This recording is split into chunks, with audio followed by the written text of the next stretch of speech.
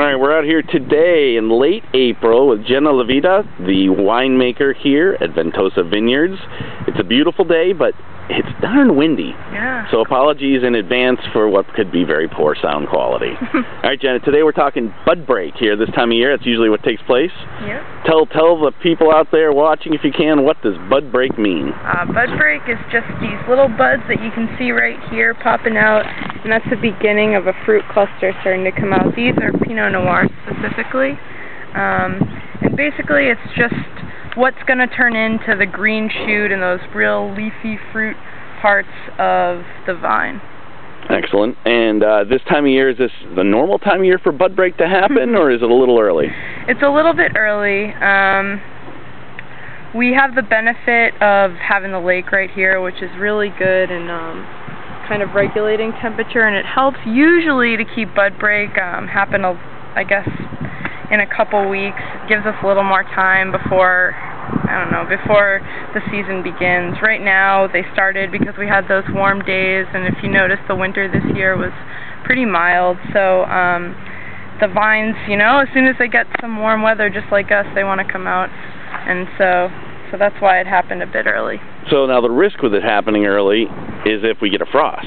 Yeah, that's what everyone's really worried about right now. A few people have talked about getting, being on call 24/7 to have a helicopter come fly in and heat up your fields.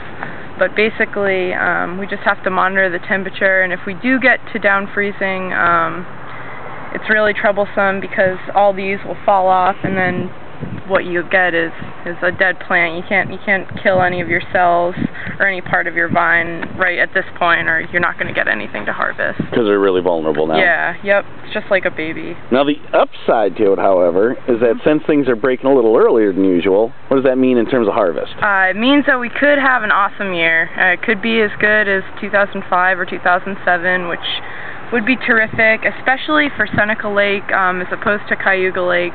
We typically have, on average, a 190-day growing season, and they have about 165-day growing season. So if everything goes okay and it stays warm enough and everything happens well, then we'll actually extend that a little bit longer, which means you'll see these really big fruity reds. All the Cabernets will be awesome, any Syrahs, and even the whites will turn out pretty good. So it's almost impossible for us to make a bad Riesling around here. Isn't that right? Yeah, it's almost impossible. It's almost impossible, which I think, I'm not sure about the climate. The Rieslings are kind of difficult because sometimes the cooler climates do better for Rieslings.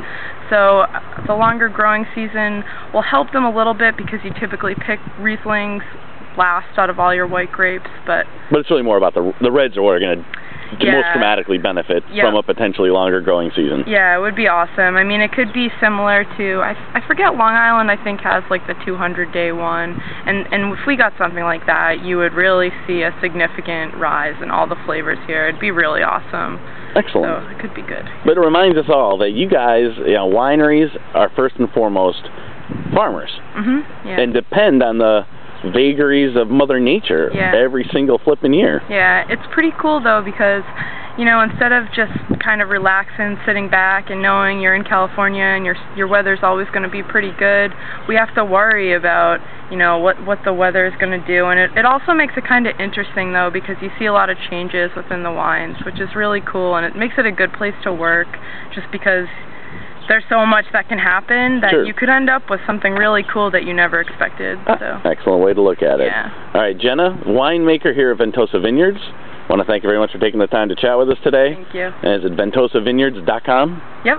Excellent, beautiful facility. And I got to ask, when you guys built this location, did you somehow magically do away with the phone lines that usually are power lines that interrupt the view?